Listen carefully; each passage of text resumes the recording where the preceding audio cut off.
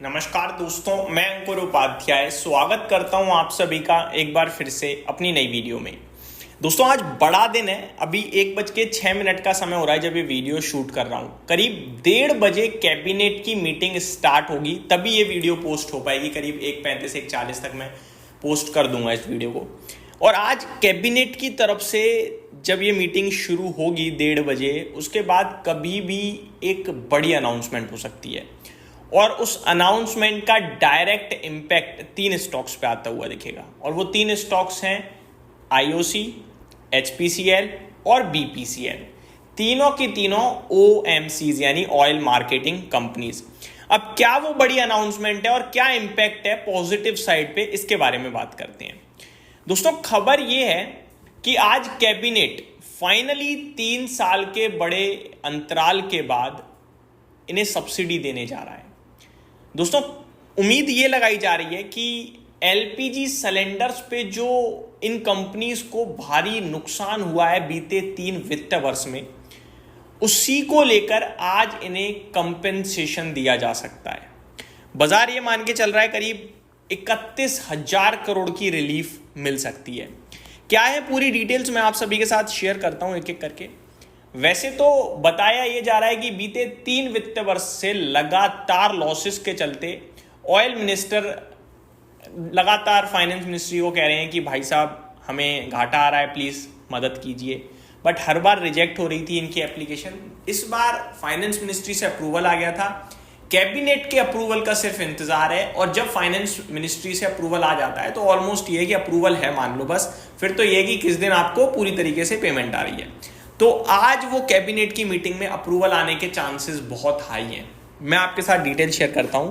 Cabinet में approve 30,000 to 35,000 crore LPG loss relief for OMCs, पे out likely इन tranches. यानी कि अगर कैबिनेट आज अप्रूव करता है एक्स जो भी अमाउंट हो, 30,000 हो, 31 हो, 32 हो या 35 हो, खबर यही है कि 31,000 के करीब का आ सकता है। वो ट्रांचेस में पहुंचेगा पैसा इन कंपनीज तक। ट्रांचेस यानी कि टुकड़ों में। ठीक है जी, आगे बढ़े क्या लिखा है। और the cabinet is likely to approve cash compensation for a large part of the under recoveries incurred by OMCs in FY25 alone. वित्त वर्ष 25 में, एक फाइनेंशियल ईयर में, the 3 state owned refiners notched up losses of over 41,000 crore on LPG cylinders sold at below the cost price, while in FY26 too the under recoveries are ongoing। तो ये बता रहे हैं वित्त वर्ष 25 में अकेले 41,000 करोड़ का नुकसान हुआ इन्हें एलपीजी सिलेंडर्स की वजह से, क्योंकि जो खरीद का प्राइस है उससे भी सस्ता बेच रहे हैं। उससे सस्ता क्यों बेच रहे हैं? क्योंकि सरकार ने सब्सिडी दे रखी है। सिलेंडर लेती है पब्लिक, वो सब्सिडी के रूप में पैसा वापस आ जाता है कुछ। तो इससे क्या होता है, वो पैसा कंपनीज तक नहीं पहुंच रहा।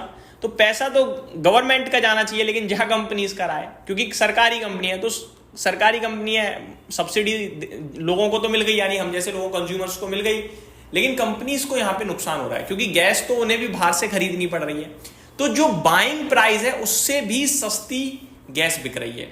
और मैं आपको यह भी बताना चाहूंगा, जब डिटेल मैंने आपके साथ शेयर करी थी तो ये था कि जो ये इंटरनेशनली जो एलपीजी के दाम है वो काफी हैवीली बढ़े, भारत में नहीं बढ़े, क्योंकि एक तो चुनाव वगैरह चल रहे थे, प्लस अगर आप नोटिस करें तो गैस के दाम जैसे ही बढ़ते हैं डायरेक्ट इंपैक्ट करता है वो इन्फ्लेशन पे। तो ये अंडर कंट्रोल रखेगा ऊपर से सब्सिडी, जिसकी वजह से इन कंपनीज को नुकसान हो गया। यहां पे डेटा भी लिखा है कुछ, मैं बताना चाहूंगा। The government had raised domestic LPG cylinder price by 50 rupees in April. केवल 50 रुपए अप्रैल में बढ़ाई। बट उसके अलावा अगर आप देखो तो करीब 200 रुपए प्रति सिलेंडर ये इन कंपनीज को एलपीजी सिलेंडर पे लॉस आया है। समझ रहे हो, 50 रुपए बढ़ाने के बावजूद। तो यही कहीं ना कहीं भरपाई इस बार हो सकती है। 30,000 करोड़ 32,000 करोड़ का रिलीफ आ सकता है। तो देखने वाली बात यह है कि आता है या नहीं आता है, और अगर आता है तो डेफिनेटली इन कंपनीज के लिए काफी पॉजिटिव होगा। मैं आपके साथ डिटेल शेयर करता हूं एक बार तीनों स्टॉक्स के टेक्निकल्स कैसे लग रहे हैं। 141 पे आईओसी है, 14 अगस्त को इस कंपनी के नतीजे भी आने हैं। टेक्निकली तो वीक लग रहा है, बट अच्छी बात यह है कि 138 रुपए जो कि इसका बड़ा सपोर्ट लेवल है उसके पास खड़ा है। यहीं से स्टॉक घूम जाता है और अगर घूमा तो 147 और 150 के लक्ष्य दिखा सकता है। 138 रुपए इंपॉर्टेंट लेवल के रूप में आपको ट्रीट करना है as a stop loss. HPCL की बात करी जाए यानी कि हिंद पेट्रो, इसका HPCL से मिलता नहीं है, हिंद पेट्रो सर्च करना पड़ेगा। ये भी स्टॉक अपने सपोर्ट्स के पास है, 390 का सपोर्ट दिख रहा है मुझे इस स्टॉक में। बट अभी क्या है कि रिसेंटली 400 रुपये तो आया था, कल के सेशन में ही था आई थिंक, और घूम गया अभी 412 है।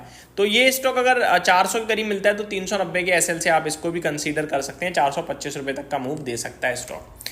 लास्ट BPCL के बारे में बात करें अगर तो इसमें तो तेजी दिख रही है भाई साहब, और ये तो डेज हाई पे ट्रेड करता हुआ दिख रहा है। एग्जैक्टली ये सपोर्ट से ही घूम रहा है। 313 का सपोर्ट था, आज 308 का लो लगाया है, तो ये सपोर्ट से घूम गया है, सबसे पहले यही घूम रहा है। मेरे को लगता है ये आपके लिए 310 का SL के साथ जो आज का लो वहीं कहीं का स्टॉप लॉस के साथ मुझे लगता है ऊपर जाने की तैयारी में है। 330 तक का मूव यहाँ पे बन सकता है। तो ये मेरी तरफ से आपके लिए वीडियो थी। सबसे पहले मूव BPCL दे रहा है, उसको फॉलो करेंगे HP और IOC, ऐसा मुझे लगता है। यहीं समाप्त करता हूँ इस वीडियो को। Thank you so much for watching this video. Have a great day guys.